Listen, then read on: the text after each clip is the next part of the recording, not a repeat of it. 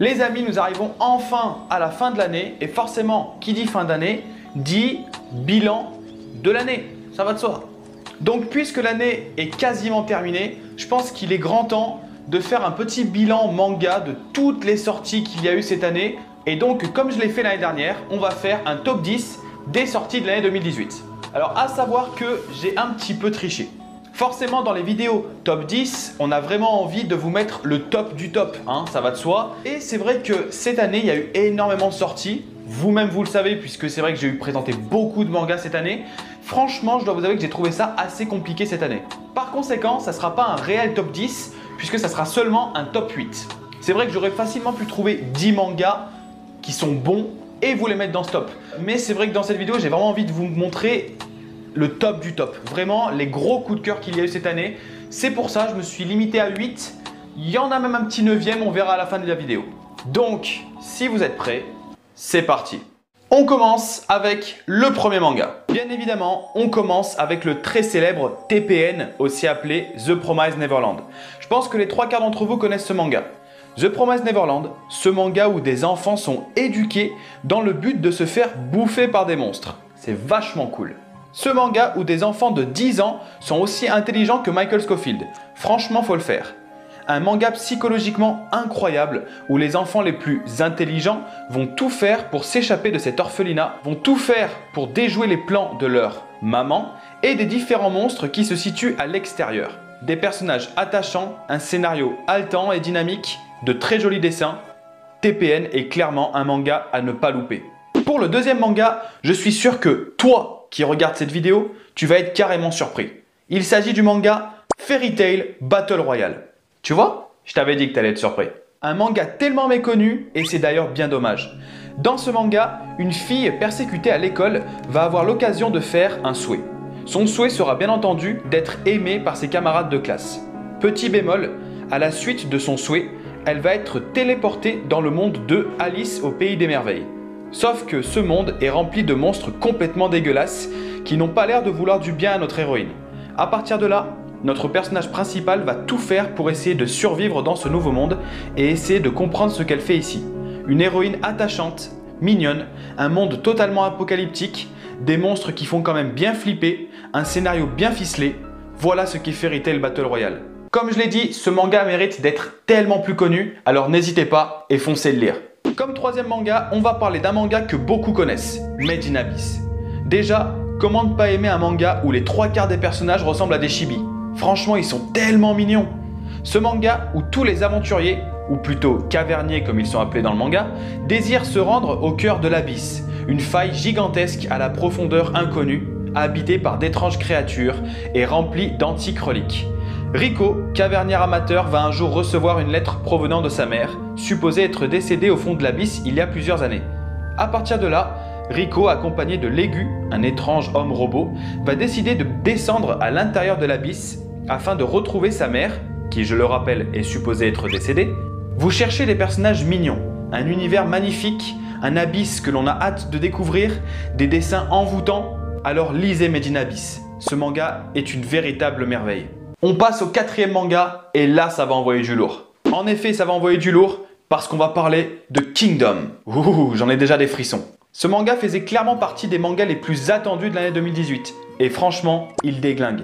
Un pays déchiré par les guerres sans merci, des combats sanglants, un jeune orphelin qui va tout faire pour devenir le plus grand général de l'armée, un empereur obligé de prendre la fuite car sa tête est mise à prix. Dans Kingdom, l'action ne s'arrête jamais et franchement, c'est super kiffant. Je pense qu'au point de vue de l'action, j'ai rarement lu quelque chose d'aussi captivant. Les personnages sont intéressants et surtout, ils sont super charismatiques.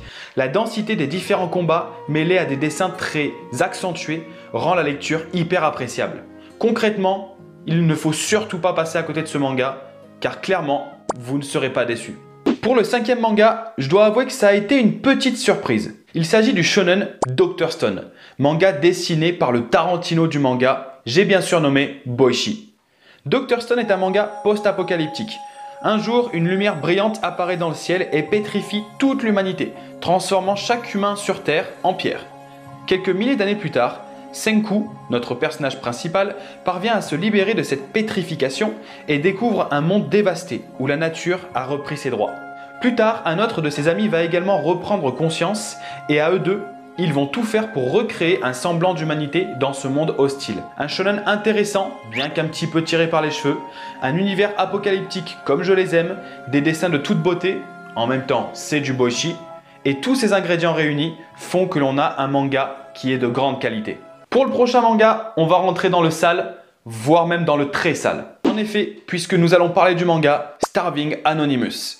Pour ceux qui suivent la chaîne, vous savez que j'ai présenté ce manga il y a déjà quelques semaines. Ie et son ami Kazu vont être kidnappés dans un bus. Ils vont se réveiller dans un hangar entouré de cadavres et de personnes obèses en train de se gaver d'une substance qui les fait devenir énormes. Ie va vite se rendre compte qu'il est dans un entrepôt de gavage, sauf que dans cet entrepôt, c'est les humains qui sont gavés. Et c'est surtout eux qui sont bouffés. Ce manga est clairement là pour choquer, et il n'y va pas par quatre chemins. On voit très bien que derrière ce titre, l'auteur veut dénoncer la méthode de gavage des animaux, mais également les méthodes de reproduction intensive, les façons de faire dans les abattoirs, etc. Un manga choc, des dessins réalistes, une atmosphère pesante mais prenante. Starving Anonymous est une véritable claque visuelle et psychologique. Le prochain manga est un shonen à succès au Japon qui s'est vendu à plus de 800 000 exemplaires. Oui monsieur. Il s'agit du shonen Battle Game in 5 Seconds. Dans ce manga rempli d'action et de stratégie, on suit Akira qui va être enlevé par une mystérieuse organisation. En plus de les avoir enlevés, cette organisation va également les radier des registres de l'état civil. Autrement dit, ils n'existent plus aux yeux du monde. Akira et les autres vont alors découvrir que différents pouvoirs leur ont été donnés. Il va donc décider, avec d'autres prisonniers, d'utiliser ces pouvoirs afin de détruire l'organisation qui les retient captifs. Dans ce manga, on se rendra vite compte que le gagnant ne sera pas forcément le plus fort, mais bel et bien le plus intelligent. Battle Game in 5 Seconds est un shonen qui, pour moi, a réussi à tirer son épingle du jeu et qui mérite bien évidemment toute votre attention. Et pour finir, on va finir ce top avec du Tetsuya Tsutsui. Que serait un top sans ce petit Tetsuya? On va donc finir avec le manga Noise. Un jour, un homme nommé Mutsuo Suzuki va venir perturber la petite vie tranquille des habitants d'un village. En effet, puisque les villageois vont vite se rendre compte que cet homme est un ancien criminel sorti fraîchement de prison. Et ils vont surtout vite s'apercevoir que ses penchants criminels n'ont pas disparu. Dans ce manga, Tetsuya Tsutsui va nous montrer à quel point la frontière avec le crime peut être si facilement franchie et que n'importe lequel d'entre nous, oui n'importe lequel, peut voir sa vie basculer dans la criminalité en seulement quelques instants. Un manga très plaisant qui va très certainement devenir très psychologique avec des dessins de très grande qualité. Le manga Noise est pour moi un seinen de valeur sûre. Et si vous avez bien compté, on est déjà à 8. Sauf que comme je vous l'ai dit, il y a un petit manga bonus. J'ai triché un petit peu puisque officiellement ce manga, il date pas de l'année 2008. Mais cette édition-là, elle date bel et bien de cette année. Il s'agit bien sûr, je vous l'ai présenté il n'y a pas très longtemps, Sunken Rock, l'édition Deluxe. Cette édition Deluxe, elle date d'il y a à peu près un mois grand maximum. Je vous l'ai présenté en vidéo, le petit lien juste ici. Franchement, cette édition de Sunken Rock, l'édition Deluxe qui coûte 19 €, où il y a 2 tomes à l'intérieur, c'est une pure merveille. Une couverture cartonnée qui est absolument sublime. Un livre grand format avec énormément de croquis à l'intérieur, une mini interview de Boichi. Boichi en plus, de toute manière, on se doit d'aller l'acheter, c'est du Boichi. Donc voilà, après tout, ça fait un petit 9e. On compte Sunken Rock dans le top 9. Donc voilà les amis, c'était donc le top 9 et non pas le top 10 de cette année 2018. Bien évidemment, je pense que beaucoup d'entre vous auront un top 10 qui sera carrément différent, c'est d'ailleurs bien normal. Moi très clairement dans ce top 9 j'ai vraiment voulu prendre mes plus gros coups de cœur. Quels sont les mangas qui m'ont vraiment plu du début jusqu'à la fin? Voilà, il y a plein de mangas qui se sont terminés également cette année où j'ai carrément kiffé lire les tomes. Mais voilà, je pense vraiment que ce top 9 c'est carrément les plus gros coups de cœur que j'ai eu cette année. Et donc par conséquent, je compte sur vous pour me donner vos coups de cœur dans les commentaires. Et également à savoir que cette vidéo, ça sera la dernière vidéo avant Noël, puisque officiellement on est le 24 demain. Donc par conséquent, bien sûr, je vous souhaite à tous de très bonnes fêtes, je vous souhaite de passer de très bons moments, de profiter de tous ces bons moments. Je vous remercie d'avoir regardé cette vidéo. N'hésitez pas, le petit pouce bleu comme d'habitude. N'hésitez pas également à soutenir le Utip, ça fait toujours très plaisir, 1 minute 30 par jour. Et puis surtout, juste avant Noël, le meilleur cadeau que je pourrais avoir de votre part, clairement, c'est de s'abonner. Tchuss!